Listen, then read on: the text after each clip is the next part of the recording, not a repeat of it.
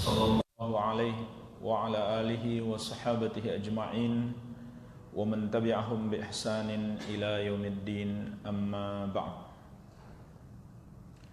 Fa ikhwani fid din wa akhwati fillah, kaum muslimin wal muslimat rahimani wa rahimakumullah. Semoga Allah Azza wa Jalla senantiasa mencurahkan rahmatnya kepada kita sekalian. Alhamdulillah atas karunia dan rahmat dari Allah Subhanahu wa taala, kita masih bisa melakukan kewajiban kita, salat maghrib berjamaah. Kemudian kita lanjutkan dengan majelis ilmu, satu majelis kebaikan yang dikatakan oleh Nabi sallallahu alaihi wasallam, may yuridillahu bihi khairan yufaqihu fid din. Barang siapa yang Allah kehendaki kebaikan baginya, maka Allah akan pahamkan dia dengan agama. Oleh karena itu, termasuk nikmat terbesar yang Allah berikan kepada seorang hamba, Allah mudahkan dia untuk belajar, yaitu mempelajari dan menuntut ilmu agama. Ini tanda kecintaan Allah kepada seorang hamba. Karena apabila Allah menghendaki kebaikan untuk seorang hamba, Allah akan pahamkan dia dengan agama. Dan insyaallah ta'ala kita akan melanjutkan pembahasan kita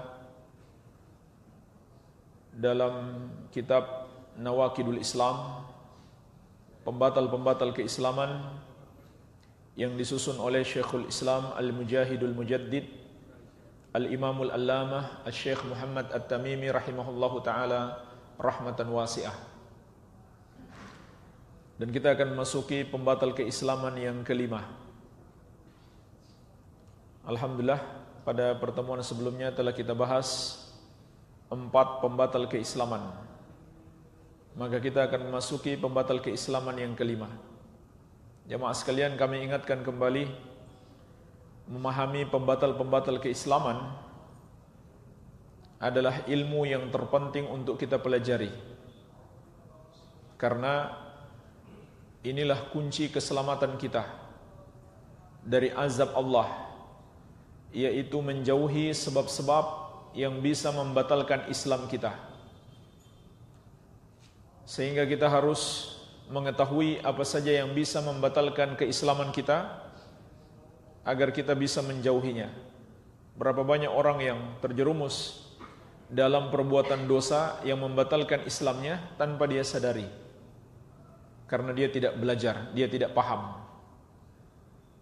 Dan berapa banyak orang takut melakukan dosa zina, atau minum khamar, atau korupsi, ataupun mencuri, padahal dosa-dosa itu tidak sampai membatalkan Islamnya.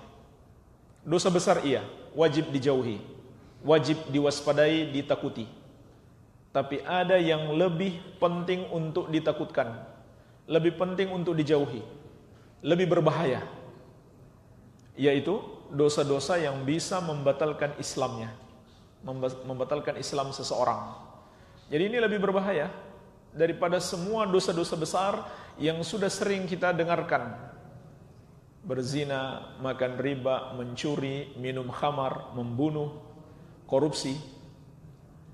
Betul, itu dosa-dosa besar, tapi ada yang lebih berbahaya, ada yang lebih besar dosanya, yaitu dosa yang menyebabkan pelakunya murtad, kafir, keluar dari Islam. Tadinya muslim, lalu berubah menjadi kafir. Itu yang lebih berbahaya. Kenapa? Karena orang-orang kafir kekal di neraka.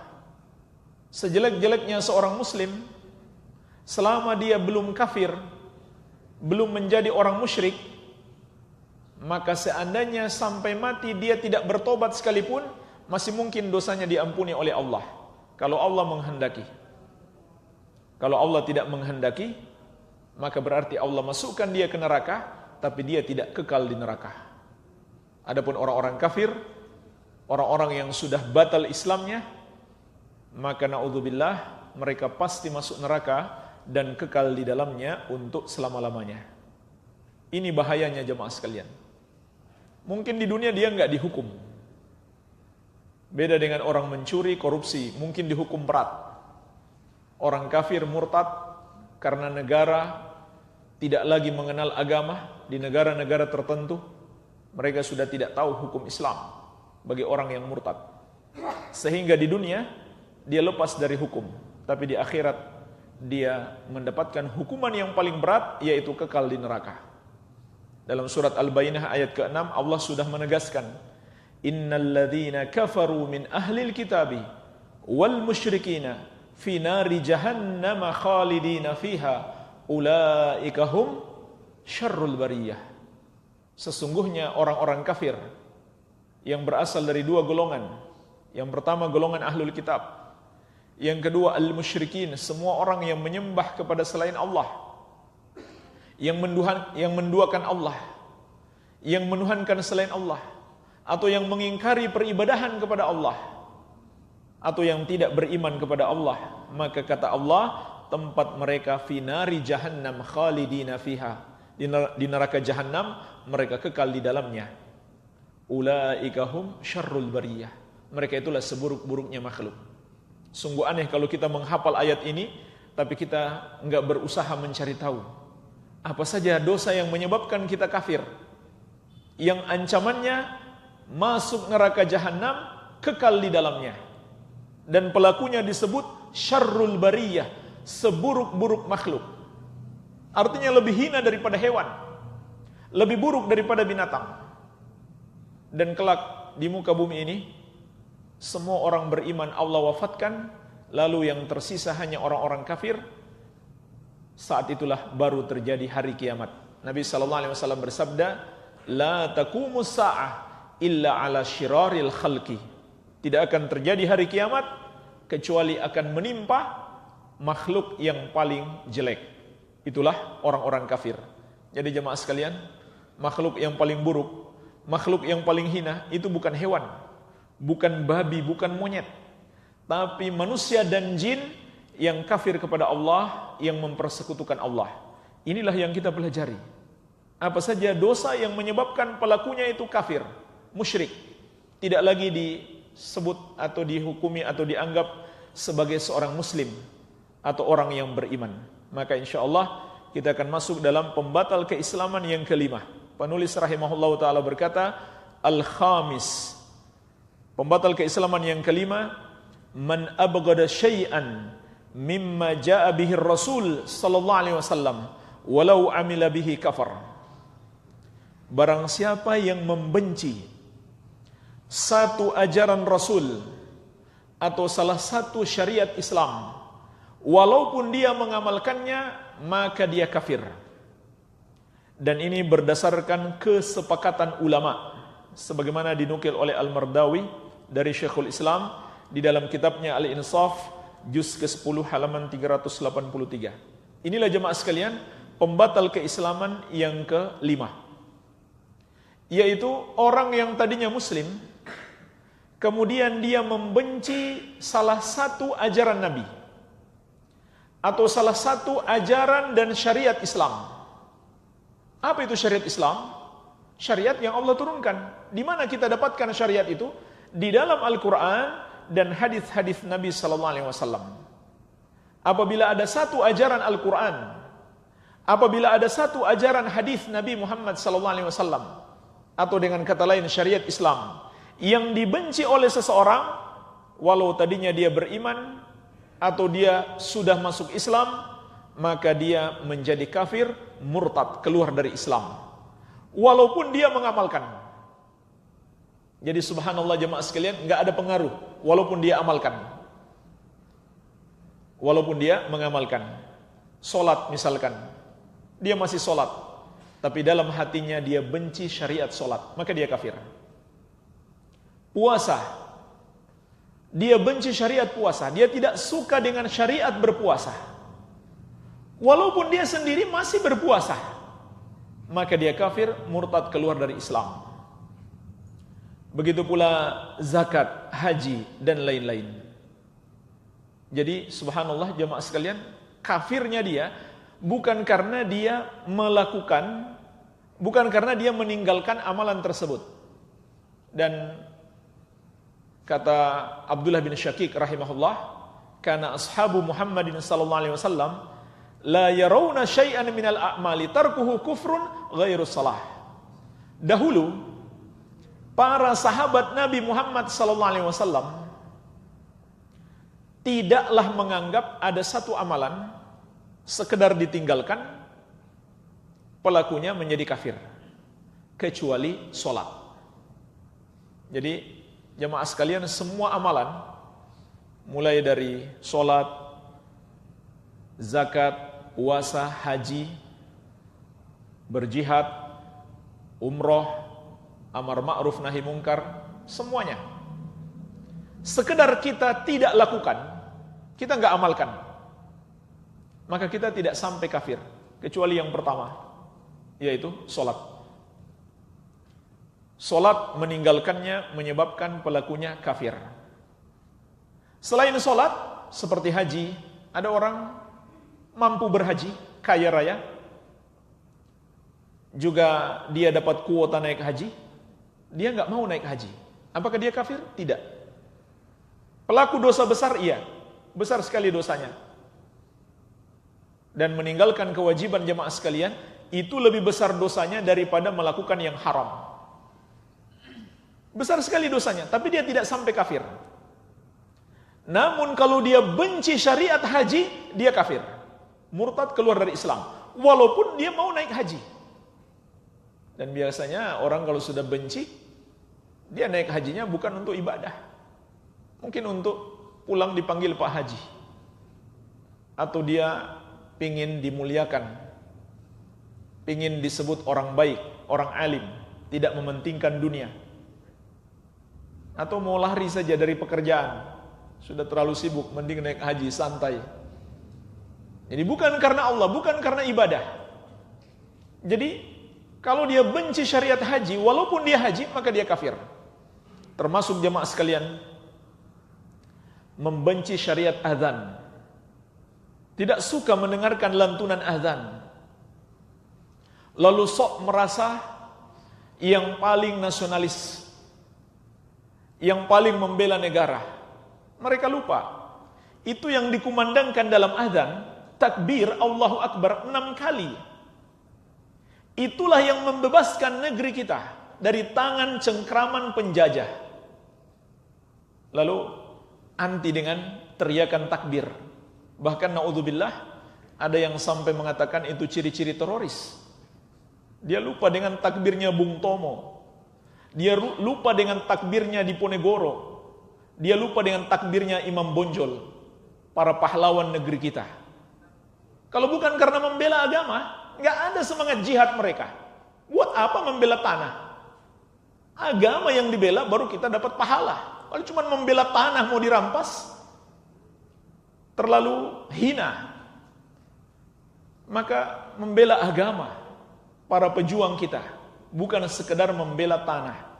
Memang dalam syariat mempertahankan tanah milik kita itu juga disyariatkan.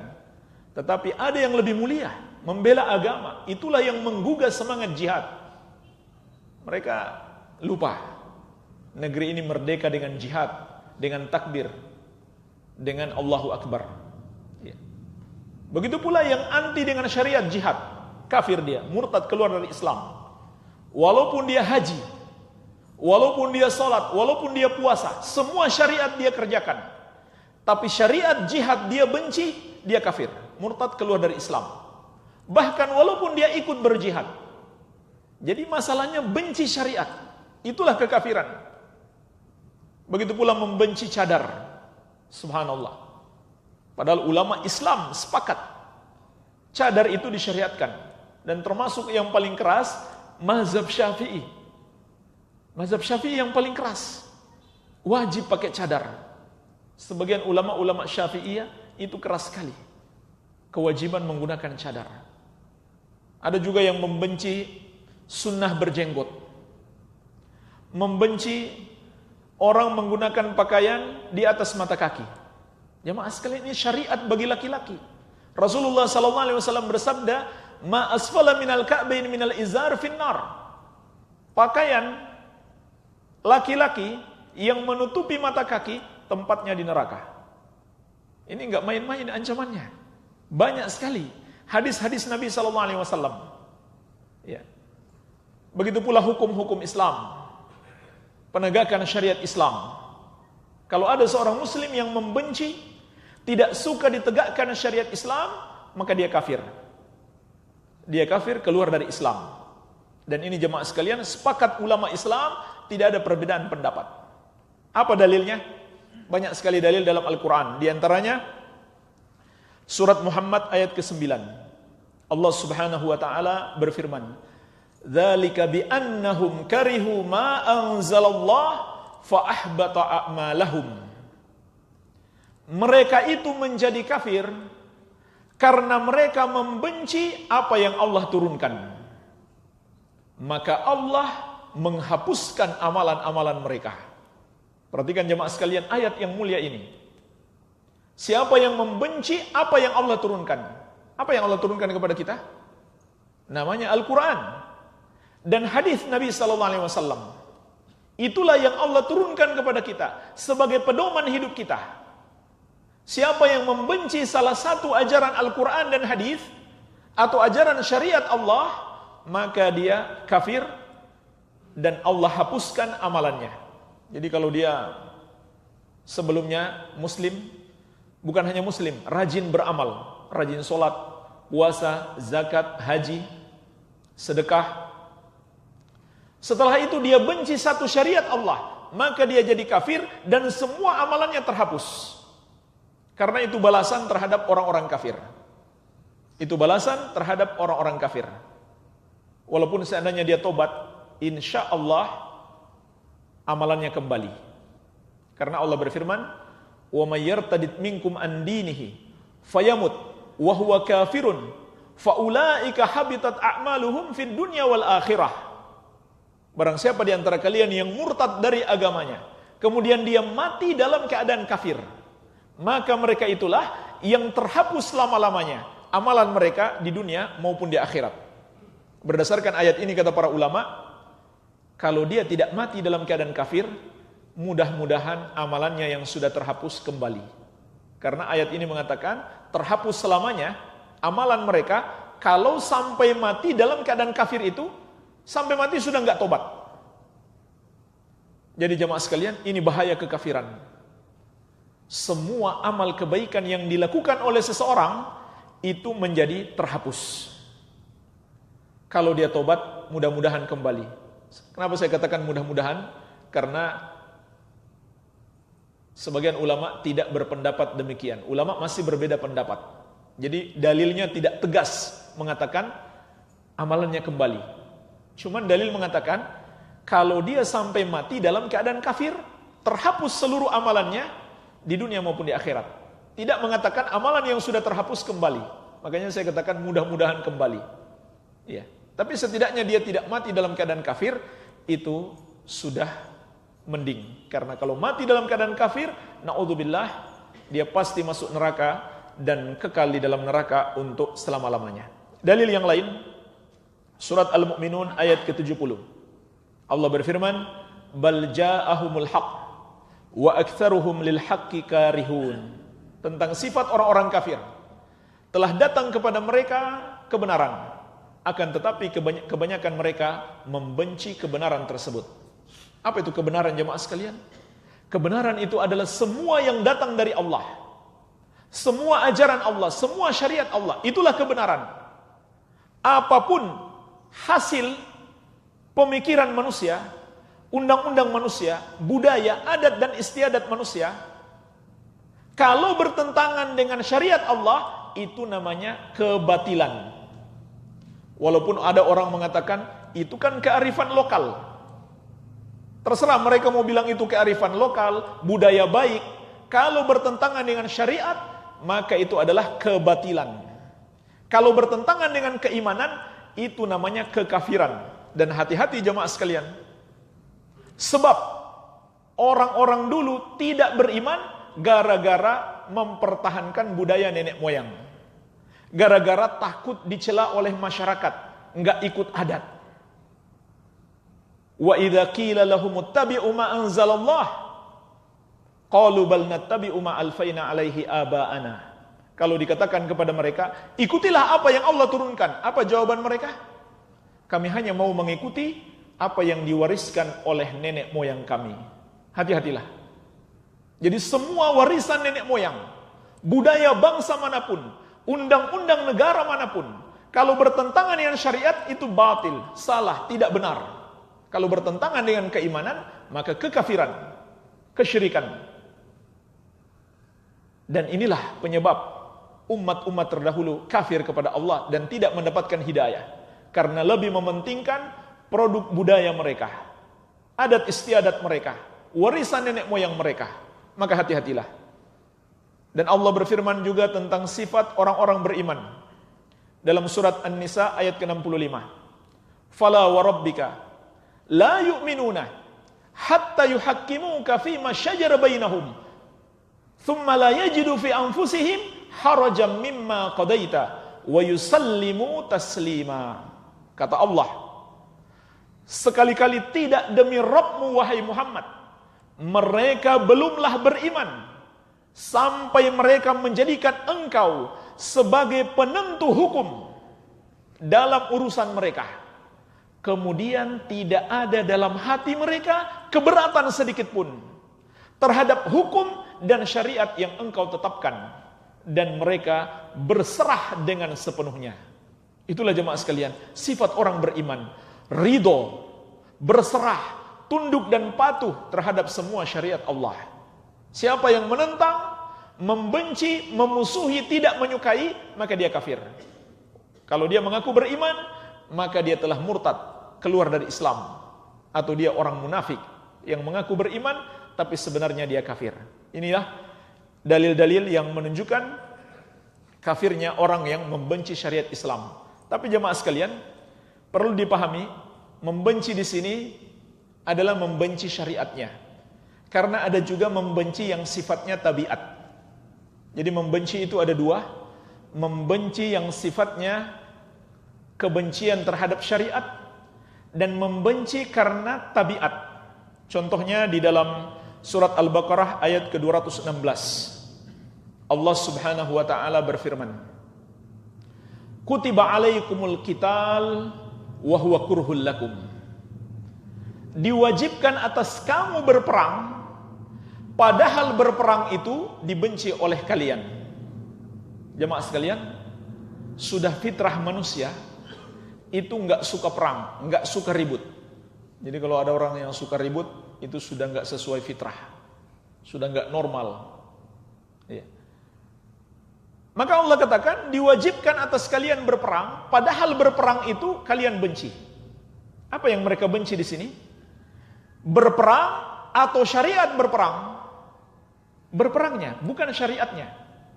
Betapapun kita tidak suka berperang, tapi syariat berjihad, kalau terpenuhi syarat-syarat berjihad, bukan jihad seperti yang dilakukan teroris, bukan. Jihad yang syar'i seperti yang dilakukan Nabi SAW dan para sahabat. Kalau terpenuhi syarat-syaratnya, nggak boleh kita benci syariat berjihad. Kalau kita benci terorisme, wajib. Tapi membenci syariat berjihad, itu adalah kekafiran. Hati-hati. Sebagian orang mereka mengkaburkan. Mereka buat tipis perbedaan antara jihad dan terorisme. Padahal beda jihad dengan terorisme. Barang siapa yang membenci jihad dengan alasan anti teroris, dia kafir, murtad, keluar dari Islam. Karena nggak sama jihad dengan terorisme. Benci terorisme wajib, itu bukan ajaran Islam. Tapi membenci syariat berjihad, itu hukumnya kafir. Contoh lain jemaah sekalian, antara kebencian terhadap syariat dan kebencian terhadap kebencian yang sifatnya tabiat. Seorang wanita tidak suka dipoligami, tidak mau dimadu. Diracun pun nggak mau, dimadu nggak mau, diracun nggak mau, ya. Tidak mau dipersekutukan, maunya ditauhidkan. Jemaah sekalian, dia nggak suka dipoligami. Padahal poligami itu syariat Allah. Poligami itu syariat Allah. Bagaimana hukum wanita seperti ini? Apakah dia kafir? Apakah dia kafir atau tidak? Kalau kita katakan kafir, Banyak sekali yang jadi kafir jadinya. Ya. Jawabannya tergantung. Kenapa dia benci poligami? Kalau alasannya cemburu, itu namanya tabiat. Tapi kalau dia benci syariat poligami, dia kafir. Walaupun dia akhirnya mau dipoligami. Karena nggak pingin pisah dengan suaminya, akhirnya sudahlah, saya mau dimadu. Tapi dalam hatinya, dia benci syariat di madu. Maka dia kafir. Murtad, keluar dari Islam. Tapi kalau dia benci karena dia cemburu, suaminya menikah lagi, itu tidak kafir. Itu tabiat wanita. Artinya hal yang biasa bagi wanita. Dan dia tidak berdosa bahkan. Dia nggak berdosa sama sekali. Walaupun bisa saja menjadi dosa. Contohnya apa? Contohnya bagaimana? Wanita cemburu suaminya mau nikah lagi, itu sebenarnya tidak dosa. Karena itu tabiat wanita. Tapi bisa menjadi dosa. Kapan menjadi dosa? Kalau dia halang-halangi suaminya mau nikah lagi. Dosa enggak itu? Dosa. Menghalangi orang mau ibadah. Ya. Nikah kan ibadah. Bahkan bisa jadi wajib. Ketika seorang suami atau seorang laki-laki tidak menikah, dia akan terjerumus dalam zina. Wajib dia nikah. Itu enggak ada bisa lah yang menghalangi. Enggak ada bisa yang melarang lagi. Karena dia harus tunduk kepada syariat Allah. Allah katakan wajib, wajib dia nikah. Ya. Jadi itu sifatnya tabiat, tidak sampai kafir. Tapi kalau benci syariat, itu kafir. Murtad, keluar dari Islam. Dan itu adalah sifat orang-orang Yahudi. Orang-orang Yahudi mereka benci Nabi SAW berpoligami. Sebagaimana disebutkan oleh Imam Al-Qurtubi dalam tafsir beliau, mereka mengatakan, katanya dia nabi. Kalau dia betul nabi, tentu dia nggak sibuk dengan istri-istrinya. Dia pasti hanya sibuk ibadah. Itu kata orang-orang Yahudi, mencela Rasulullah SAW. Kata mereka, dia tuh sibuknya nikah dan wanita, itu saja kesibukannya. Kalau betul dia nabi, tentu dia sibuk ibadah saja. Maka Allah membantah mereka. Allah turunkan ayatnya dalam surat Ar-Ra'd ayat ke-38. Walaqad arsalna min qablika walaqad arsalna rusulan min qablika wa ja'alna lahum azwajan wa dzurriyyah. Dan sungguh kami telah menurunkan para rasul sebelummu dan kami jadikan untuk mereka istri-istri dan keturunan. Jadi bukan satu istri, tapi banyak istri. Makanya dalam riwayat Bukhari, kata Ibnu Abbas radhiyallahu anhuma, tazawwaj fa inna khaira hadhil ummah aktsaruha nisaan. Menikahlah, karena sebaik-baik umat ini yang paling banyak istrinya. Mau jadi umat yang terbaik, ya, maka yang paling banyak istrinya itulah yang terbaik. Kenapa? Makin banyak yang dia nafkahi. Tapi kalau satu dia nafkahi, satu dia temani, yang satu dia lalaikan, dia tidak berlaku adil, maka dia mendapatkan dosa besar.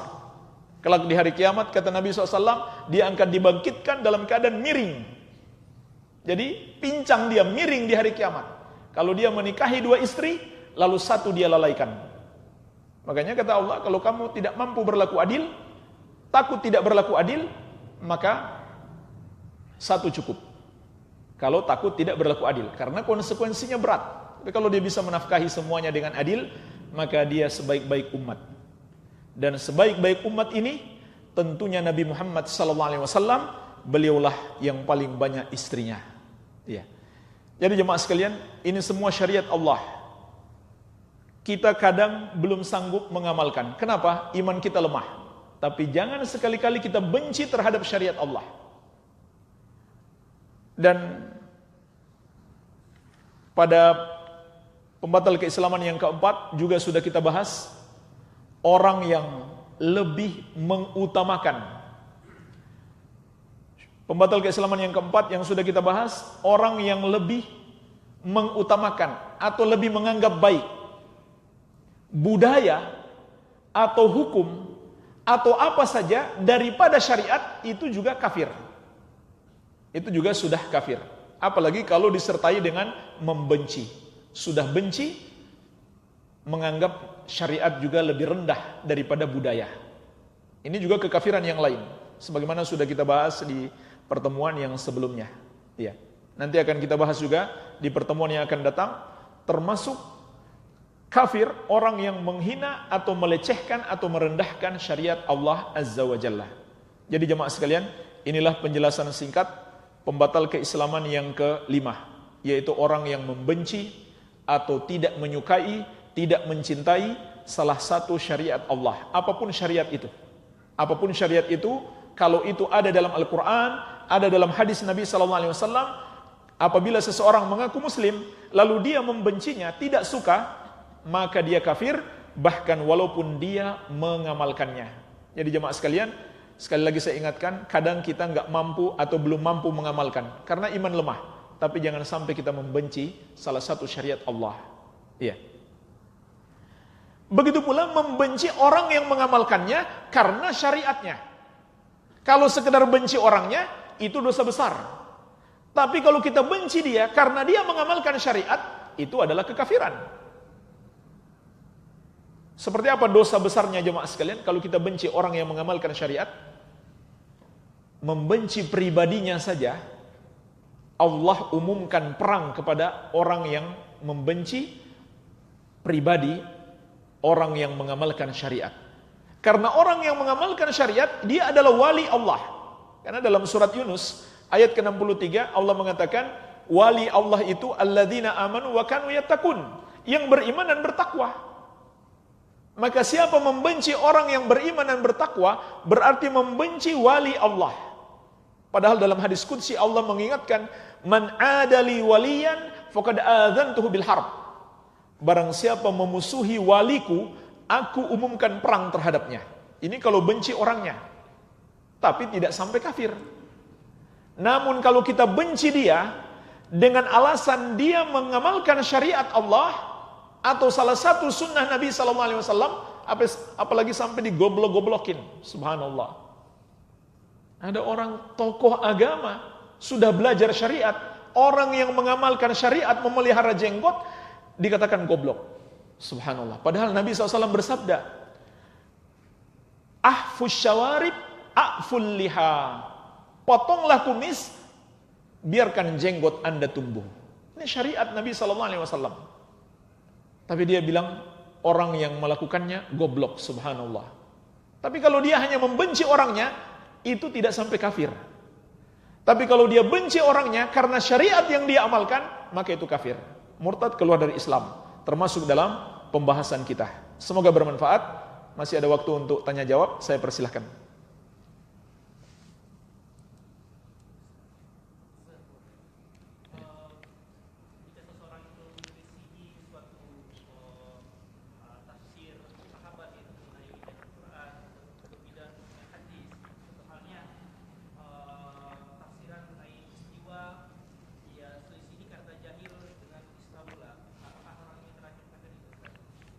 Baik.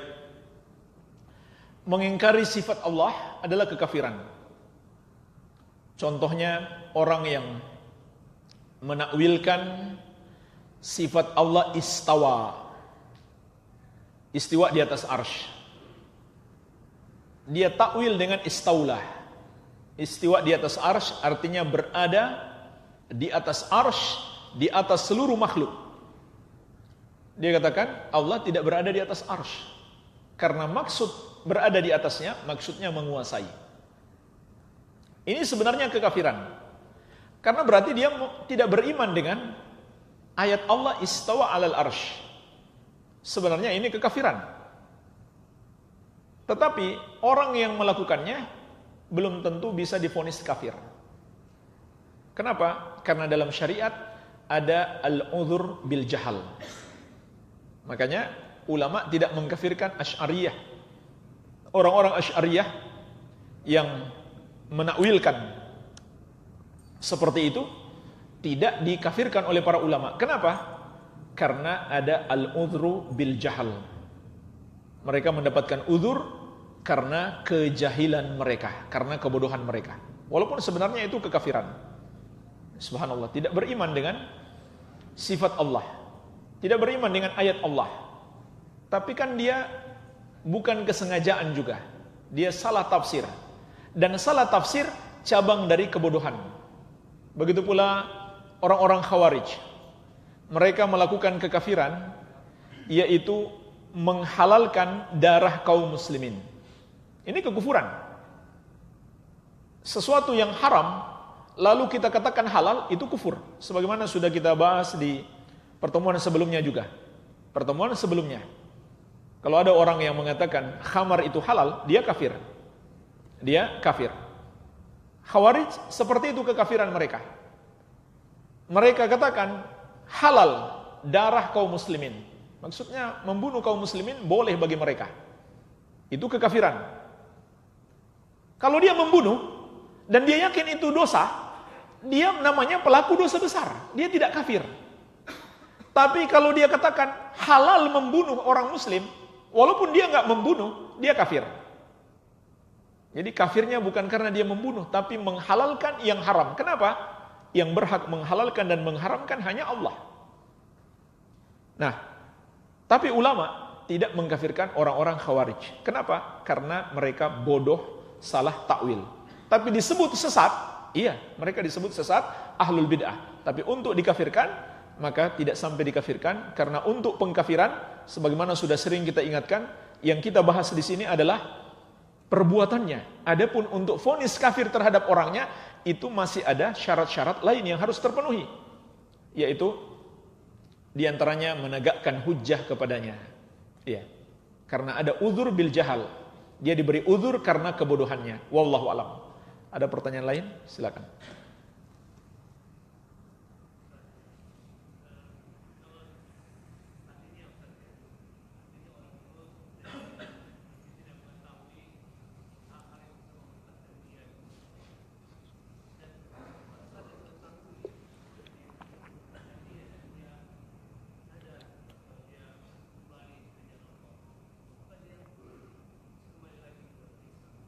Bisa kembali ke Islam. Iya. Bahkan dia sudah mengetahui sekalipun, lalu dia dengan sengaja melanggar, dia boleh kembali ke Islam. Jadi pertanyaan Bapak tadi, dia belum tahu, lalu dia melakukan pembatal keislaman. Apakah dia bisa kembali ke Islam? Bahkan dia sudah tahu sekalipun, lalu dia melakukannya dan dia murtad, tetap dia masih bisa bertobat. Sampai kapan? Sampai sebelum malaikat maut datang menjemputnya. Karena Allah Subhanahu wa taala berfirman, "Walaisatit taubatu lil ladzina ya'maluna sayyi'at hatta idza hadara ahadahumul maut qala inni tubtul an."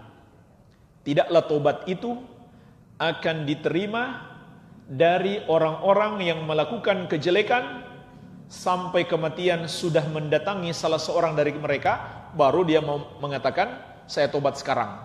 Maka saat itu sudah terlambat. Begitu pula kalau matahari sudah terbit dari arah barat, juga sudah terlambat. Iya. Yang penting dia penuhi syarat tobat. Apa saja syarat tobat? Ada 5. Yang pertama, dia lakukan itu ikhlas karena Allah. Ikhlas karena Allah. Yang kedua, menyesali dosa itu. Dan ini yang terpenting dalam tobat, penyesalan.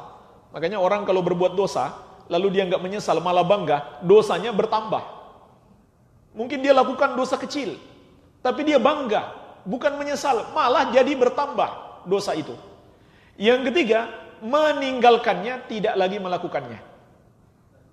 Yang keempat, bertekad tidak akan mengulanginya di masa yang akan datang. Kalau dia masih ingin ulangi lagi, nggak sah tobatnya. Yang kelima itu tadi, tobat masih pada waktunya. Tambah sedikit satu, kalau dosa itu kepada orang lain, tambah lagi yang keenam, kita harus minta maaf atau kembalikan barangnya yang mungkin kita pernah ambil. Kalau kita nggak selesaikan, Allah belum akan ampuni. Inilah jemaah sekalian, syarat-syarat tobat. Bagaimana kalau dia sudah tobat, lalu dia lakukan lagi? Selama kematian belum datang, masih ada waktu untuk dia bertobat. Dan tidak boleh dia berputus asa. Kapan dia putus asa? Maka setan akan sangat senang.